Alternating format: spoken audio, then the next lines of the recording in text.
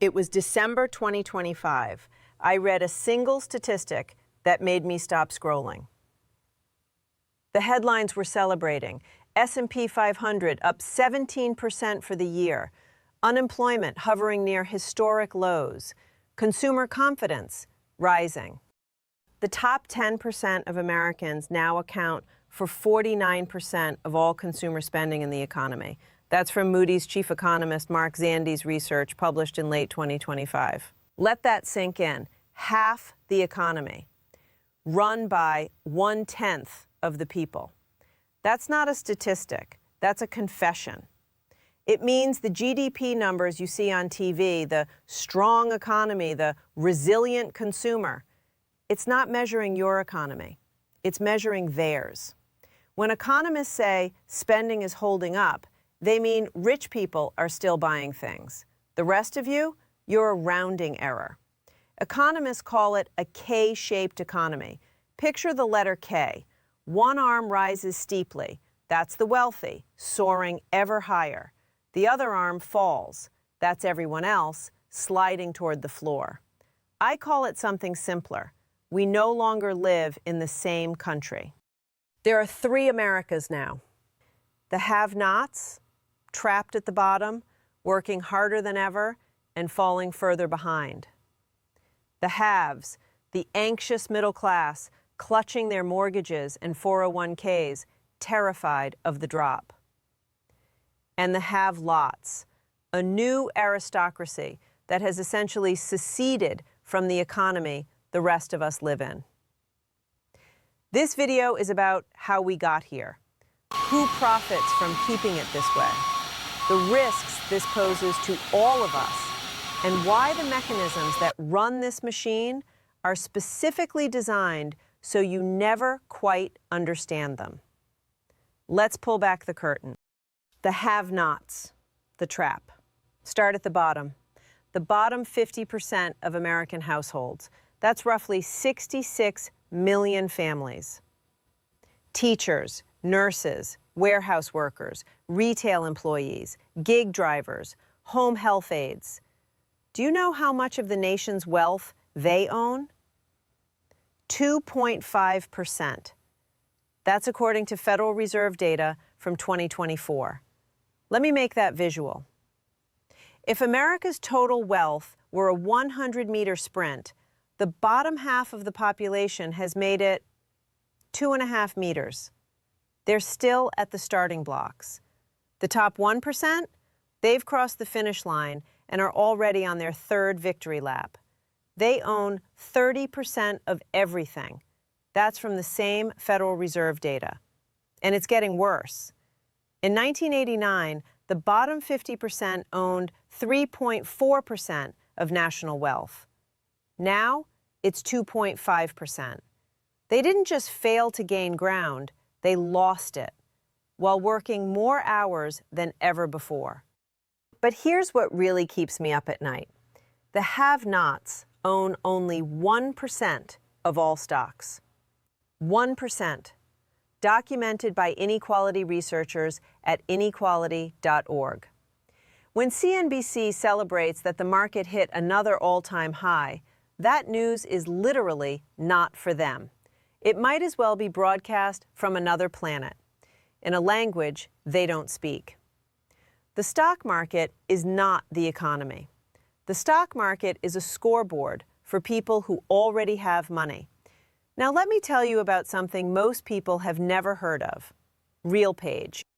RealPage is a software company based in Texas that provides rent pricing algorithms to landlords. Here's how it works. Landlords across the country, we're talking millions of apartment units, feed their rental data into RealPage's system. Vacancy rates, current rents, lease terms. The algorithm crunches all this data and then tells each landlord what to charge. And here's the crucial part. It coordinates pricing across competitors. Landlords who are supposed to be competing with each other are instead feeding their data into the same algorithm, which then tells all of them to raise prices together. Internal documents from the company said the quiet part out loud. One RealPage executive described their software as helping landlords avoid the race to the bottom in down markets, meaning even when there are empty apartments, even when supply exceeds demand, the algorithm prevents rents from falling. Another executive bragged that their product creates a rising tide that raises all ships. All landlord ships, that is. Renters drown. One landlord reported that within 11 months of adopting RealPage, they had raised rents by more than 25%. Not because the apartments got nicer, not because the neighborhood improved, because an algorithm told them they could. The Department of Justice sued RealPage in August 2024, calling it algorithmic price fixing, a cartel run by software. In November 2025, they settled. And here's the punchline. RealPage didn't have to pay a single dollar in damages. No admission of wrongdoing. They agreed to change some practices going forward, and that was it. California and New York have since passed laws against the practice, but the damage is done. An estimated 800,000 leases in Washington state alone were priced using this software. That's from the Washington Attorney General's lawsuit. Multiply that across the country. Billions of dollars extracted from renters by an algorithm designed to squeeze them. This is the world the have-nots live in. Rents rise because a computer told them to, while wages inch up 4%, and inflation eats every penny before it reaches their bank account. Now let's talk about what happens when something goes wrong in a have-not's life. 40% of Americans cannot cover a $400 emergency without borrowing money or selling something. That's from the Federal Reserve's annual survey of household economics and decision-making. $400, that's a car repair, a medical copay, a broken phone, a furnace that dies in February. For nearly half of Americans, that's not an inconvenience, it's a financial crisis. It's the difference between making rent and not making rent. And when the crisis hits, where do they turn? Credit cards at 22% interest, payday loans at 400% APR, buy now, pay later schemes that slice purchases into installments while tacking on fees. This isn't a failure of individual responsibility. This isn't about avocado toast or lattes. It's structural design. When work no longer pays enough to live on, debt becomes the oxygen. You can't breathe without it, and every breath costs you interest. Here's a number that should haunt every economist who talks about the quote-unquote strong economy. 80% of stocks are owned by 10% of the population, according to Federal Reserve wealth distribution data. When the Federal Reserve prints money, as it did to the tune of $8 trillion since 2008, that money flows into asset prices. Stocks go up, houses go up, the portfolios of the wealthy swell. The people who already owned those things get richer. That's not a side effect, that's the mechanism. The have-nots don't own those things. They own their labor, they own their time, and they watch as the purchasing power of that labor shrinks while everything they need to buy, housing, healthcare, education, food, gets more expensive. They're not falling behind because they're lazy. They're falling behind because the game is rigged and they were never given chips to play. The middle class, what I'm calling the haves, is supposed to be the backbone of American democracy, the stabilizing force, the people with enough stake in the system to defend it, but not so much that they can rig it. In 1971, 61% of Americans qualified as middle class by income. By 2023, just 51%, barely a majority, and shrinking every year. That's from Pew Research Center's analysis. The middle isn't holding, it's hollowing out. On paper, the haves are doing okay. They own homes, or at least they have mortgages. They have retirement accounts with 6 figures in them. Their wages went up 4.4% in 2025. They take vacations, they eat at restaurants, they look, from the outside, like the American dream made manifest. But let me introduce you to the term house poor. Over half of American homeowners locked in mortgages at 3 to 4% rates between 2020 and 2021, when interest rates were at historic lows and the Fed was flooding the economy with cheap money. At the time, it seemed like winning the lottery. A 30-year fixed rate under 3%, that's generational wealth. That's security. Now those same people are trapped. They can't sell because moving means getting a new mortgage at 6 to 7%, which would nearly double their monthly payment for the same house. They can't upgrade to a bigger place because the math doesn't work. They can't downsize because even smaller houses cost more now. They can't move for a better job in another city. They can't relocate to be near aging parents. Economists call these golden handcuffs. You're not free, you're just comfortable enough to be stuck. Your low mortgage rate is an anchor, not a life raft. And the anxiety doesn't stop at housing. The haves watch the headlines about AI replacing white-collar jobs. They see layoffs at tech companies, at law firms, at accounting firms. They have degrees and experience and skills, and they're terrified that none of it will matter in 5 years. The have-nots fear they can't climb up. The haves fear they'll fall down. Different nightmares, same cold sweat. Now let me decode something for you. A piece of political theater that perfectly illustrates how crumbs are marketed as cake. In July 2025, Congress passed the One Big Beautiful Bill Act. That's actually what they called it, the OBBBA. Its flagship promise, the one plastered on campaign signs, was no tax on tips. Sounds great, right? Finally, helping workers, letting servers and bartenders keep more of their money?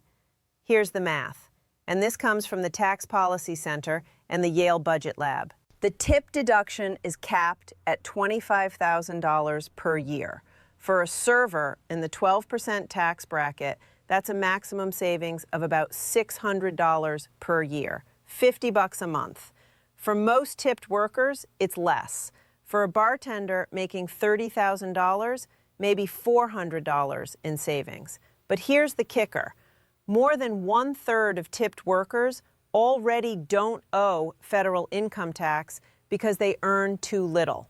Their income falls below the standard deduction threshold. They get nothing from this policy, zero. It's a tax cut for people who don't pay the tax. Meanwhile, the same bill made permanent the 2017 corporate tax cuts, which slashed the corporate rate from 35% to 21%, the biggest corporate tax cut in American history.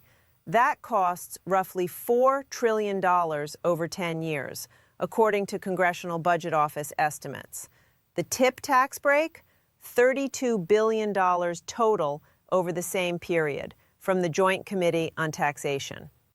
Let me put that in perspective. For every dollar spent on no tax on tips, $125 goes to corporate tax cuts. The headline is for workers, the money is for shareholders. The metaphor writes itself. You got a discount on coffee, but your rent went up $200 a month. And who benefits from those corporate tax cuts? The top 1% owns nearly 50% of all corporate stock, from Federal Reserve data. When you cut corporate taxes, the companies have more profit, they buy back their own stock, the share price goes up, and shareholders get richer. A 2024 study published in the National Bureau of Economic Research found that the 2017 tax cuts increased economic growth and wages by less than advertised, while half the benefit went to the highest salaried employees of corporations. Not the workers, the executives. That's not trickle-down economics, that's trickle-up. And the haves are standing in the middle, getting dripped on from both directions. Now we reach the top of the pyramid, the stratosphere, the have-lots. These aren't just rich people. Rich people have nice houses and take good vacations. The have-lots exist in a different dimension. They have tax attorneys, family offices, private wealth managers, and lobbyists on retainer. Their money doesn't just sit in accounts. It works, multiplies, and shields itself from the rules that govern everyone else. In 2025, the 50 richest Americans saw their median net worth increase by $10 billion each. Not total, each, in a single year. That's from Bloomberg Billionaires Index data. Elon Musk alone gained $187 billion, enough to fund the entire annual budget of NASA 7 times over, enough to end homelessness in America multiple times, according to most estimates. He made that in 12 months. But here's what should really bother you. A ProPublica investigation using IRS data found that the 25 richest Americans paid an average effective tax rate of just 3.4% on their wealth growth from 2014-2018. 3.4%. Some paid zero in certain years. Jeff Bezos paid no income tax in 2007 and 2011. Elon Musk paid nothing in 2018. How is that possible? It's not fraud. It's not illegal. It's perfectly within the rules. Because they wrote the rules. It's called buy, borrow, die. 3 words that explain how American oligarchy perpetuates itself. A concept developed by USC law professor Edward McCaffrey. Step 1, buy. The ultra-wealthy accumulate assets, stocks, real estate, companies, art, anything that appreciates. These assets grow in value year after year. But here's the trick buried in the tax code. In America, you don't owe taxes on investment gains until you sell. It's called unrealized gains. The IRS can't touch it.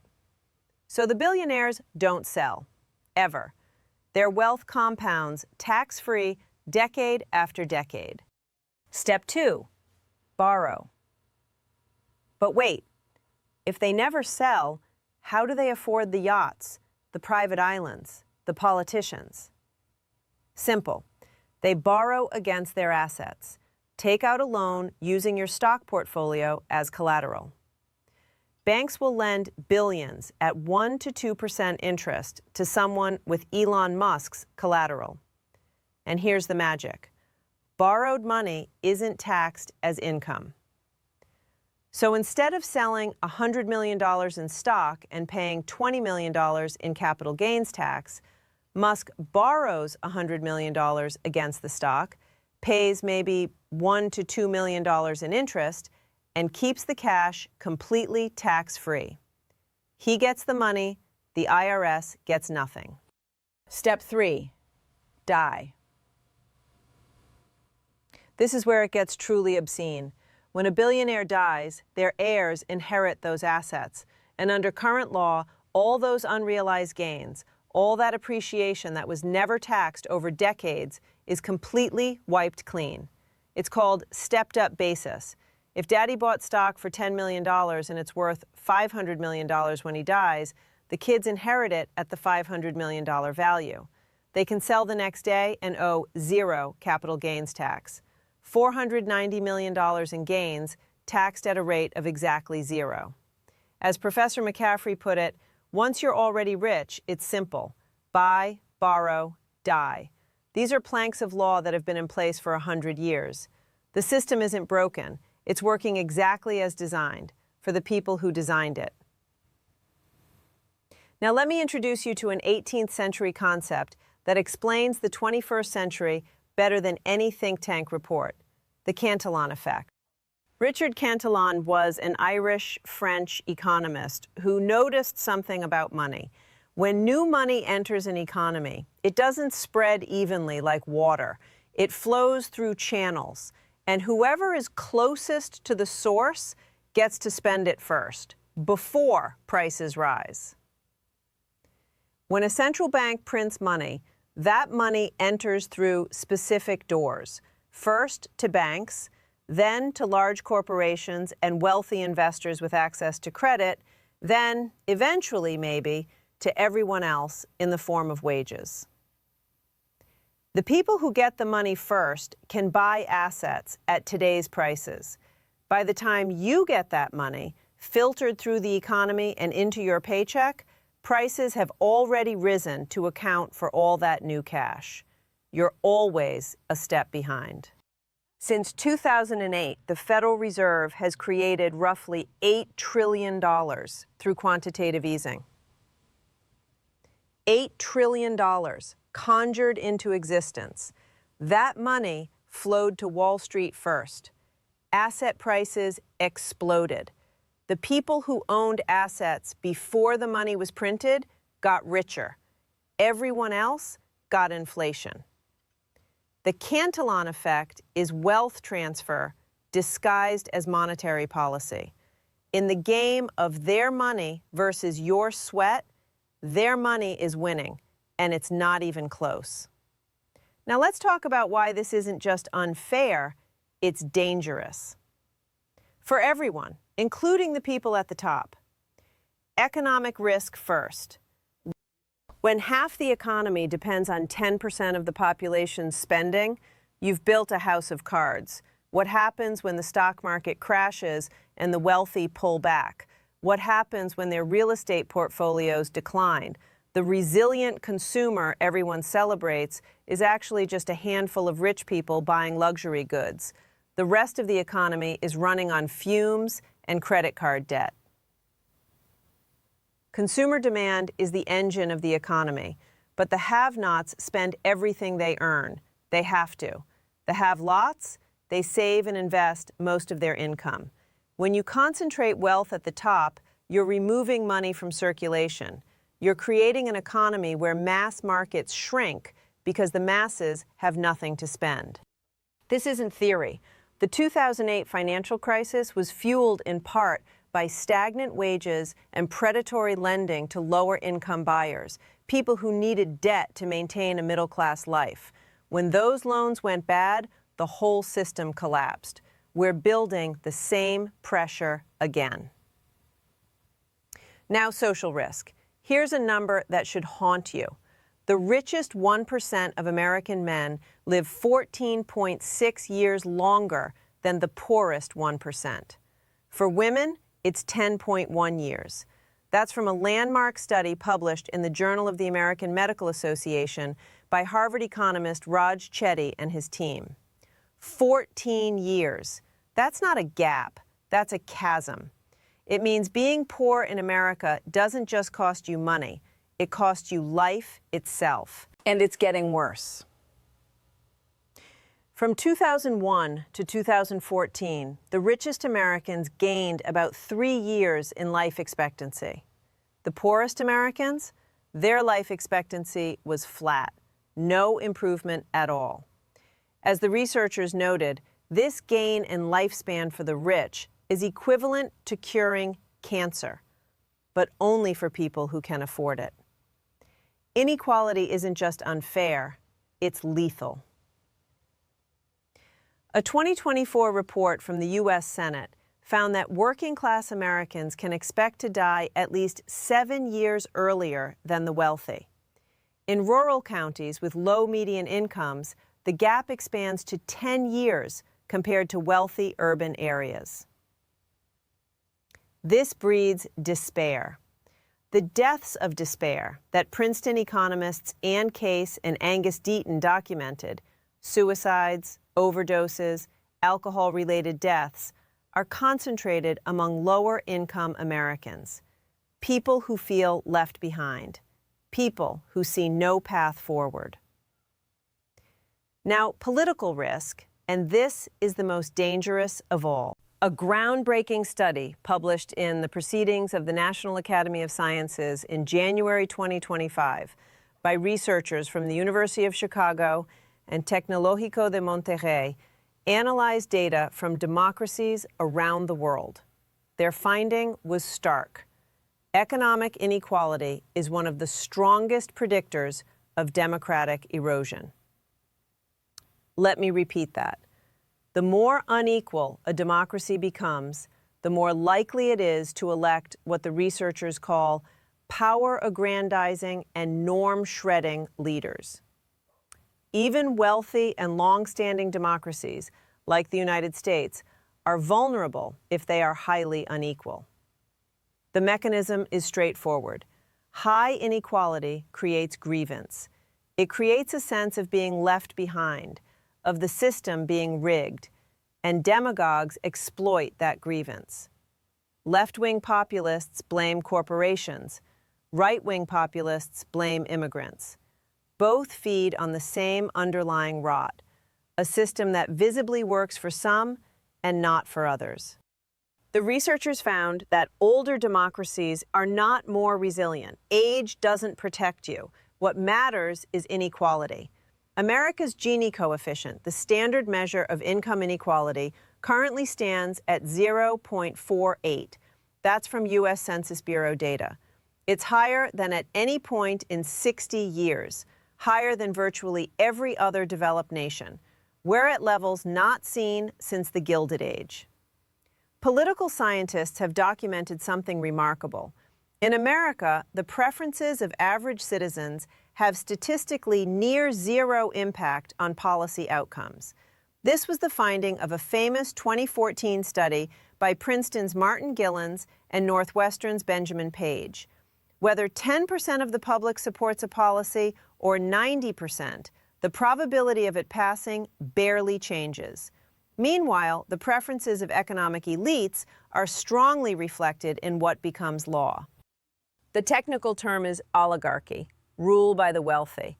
And when people figure out that their votes don't matter, but billionaires' donations do, they stop believing in democracy. They turn to outsiders. They turn to strongmen. They burn things down.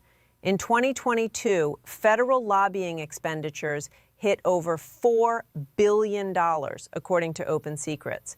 Tech billionaires, having minted their fortunes in the AI boom, have become what Axios calls the Silicon Swamp, ever more invested in preserving the status quo. A wealth tax? Too radical. Medicare for all? Unrealistic. Free public college? Who would pay for it? But $4 trillion in corporate tax cuts? Fiscally responsible. The conversation itself is controlled. If you followed me this far, you might be asking, why doesn't someone just fix this? Here's why. The people who benefit from the system write the rules of the system. Now look at this chart from the Economic Policy Institute. It tells the whole story. From 1948 to 1979, worker productivity and worker pay rose together, in lockstep. When American workers got more productive, when companies made more money, wages went up. You worked harder, you got paid more. The deal was simple, and it worked. Then something changed. After 1979, productivity kept climbing. American workers kept producing more per hour, but wages flatlined. For 4 decades, the lines diverged.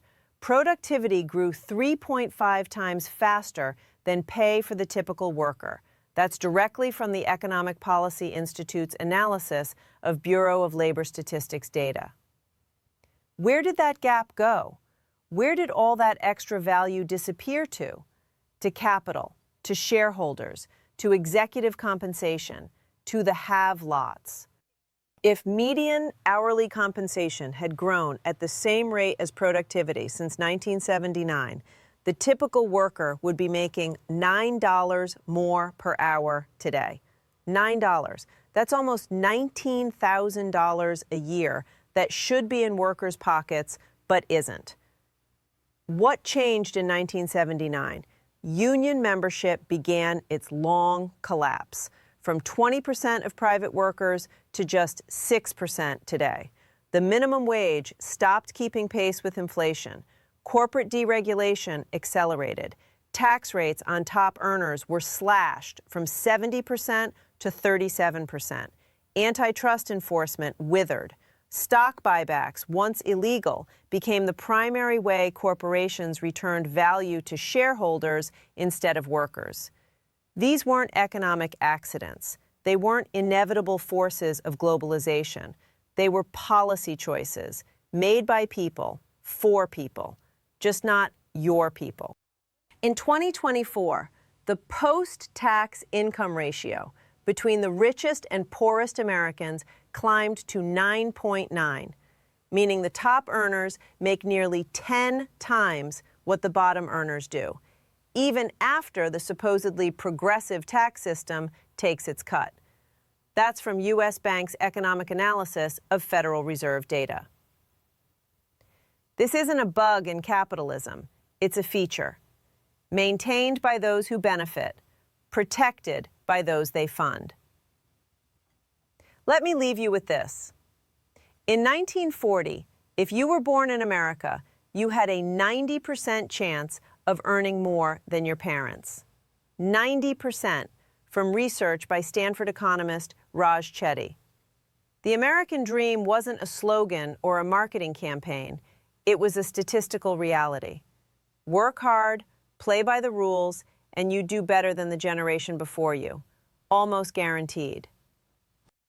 By the 1980s, that number had fallen to 50%, a coin flip. And today, for children born to families in the bottom income brackets, the odds are worse, much worse.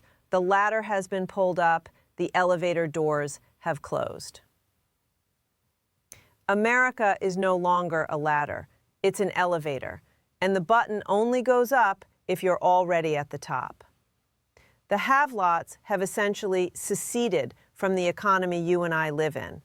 They exist in a parallel America where crises are buying opportunities, where taxes are optional, where inflation is something that happens to other people, and where the rules are written in their favor by people on their payroll.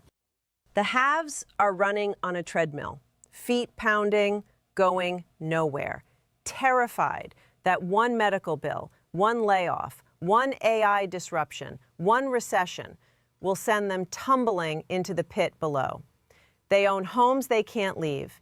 They have retirement accounts that depend on a stock market that could crash tomorrow. They're one bad quarter away from joining the have-nots. And the have-nots? They were already in the pit. They never left. They work 2 jobs and still can't make rent. They skip meals so their kids can eat. They put medical bills on credit cards and pray they can pay them off before the interest compounds. They watch politicians talk about helping the middle class and know that no one is talking about them. The GDP number you see on the news, it's an average. And averages lie when one person has $10 billion and 99 have nothing. Bill Gates walks into a bar and everyone becomes a millionaire, on average. That's the economy we're being sold, an average that hides everything. We no longer live in one economy. We live in several, stacked on top of each other, barely touching, barely aware of each other's existence. The K-shaped economy isn't a recovery, it's a divergence. And every year, the arms of that K spread further apart. The top rises faster, the bottom falls harder, and the space between them grows into a chasm that no amount of hard work or bootstrap pulling can cross. This matters because it's not sustainable. The research is clear. Societies this unequal become unstable. They lose faith in their institutions. They turn on each other. They elect leaders who promise to burn it all down. If you learned something today, share this, not for the algorithm, though that helps, but because these mechanisms survive on ignorance. The system works because most people don't understand how it works. The more people who see behind the curtain, the harder it becomes to keep it closed. The have-lots are counting on your confusion, on your exhaustion, on your acceptance that this is just the way things are. Don't give it to them. Thanks for watching.